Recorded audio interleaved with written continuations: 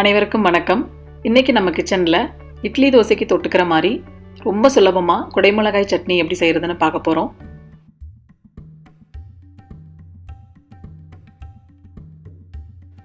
குடைமிளகாய் சட்னி செய்வதற்கு தேவையான பொருட்கள்: குடைமிளகாய் 1 நல்ல பொடி பொடியாக நறுக்கிக்கோங்க.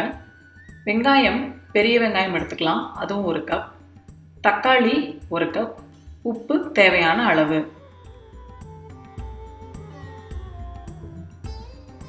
தாளிப்பதற்கு எண்ணெய் 2 டேபிள் ஸ்பூன், கடுகு அரை டேபிள் ஸ்பூன், உளுந்தம்பருப்பு 1 டேபிள் ஸ்பூன்.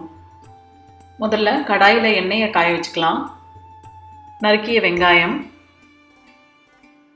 குடைமிளகாய், தேவையான அளவு உப்பு 3 சேர்த்துட்டு நல்லா வணக்கி எடுக்கலாம். இப்போவே ஃபுல்லாக வணக்க வேண்டாம். ஒரு 2 நிமிஷம் இல்லை 3 நிமிஷம் கொஞ்சம் அந்த வெங்காயம் கலர் மாறட்டும்.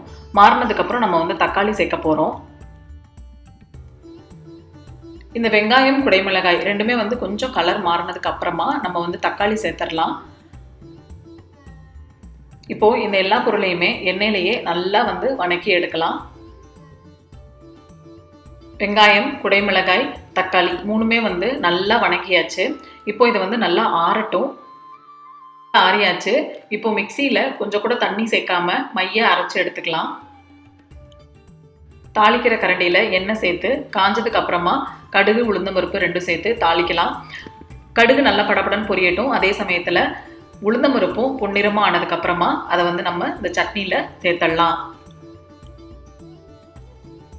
நல்லா கலந்து விட்டுடலாம். அவ்வளோதான், நம்மளோட குடைமிளகாய் சட்னி இஸ் ரெடி. இந்த சட்னி இட்லி தோசை கூட ரொம்ப நல்லாயிருக்கும். சுலபமாக சீக்கிரமாக செஞ்சிடலாம். நீங்களும் செஞ்சு பாருங்கள். எனக்கு எப்படி இருக்குன்னு சொல்லுங்கள். இந்த வீடியோ உங்களுக்கு பிடிச்சிருந்ததுன்னா கௌஷிஸ் கிச்சன் சேனலுக்கு மறக்காமல் சப்ஸ்கிரைப் பண்ணுங்கள். தேங்க்யூ ஃபார் வாட்சிங்.